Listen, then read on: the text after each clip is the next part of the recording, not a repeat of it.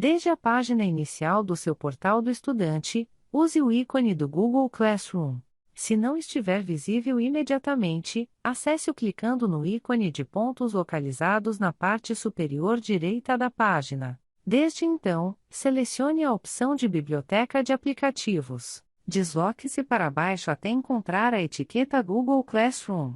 E certifique-se de que a estrela do lado direito está ressaltada. Para completar este passo, volte para a página inicial, onde agora você encontrará o ícone do Google Classroom incluído. Clique no ícone do Google Classroom para acessar a página inicial. Se você já se matriculou anteriormente em outras aulas, os recursos enumerados aqui, no canto superior direito da página, selecione o botão Mais e depois clique em Join Class.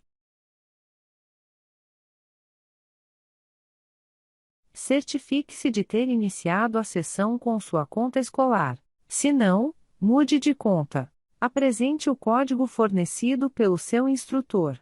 E clique em Join no lado direito da página. Seguindo esses passos, você terá acesso às publicações, tarefas e outras informações importantes do seu instrutor.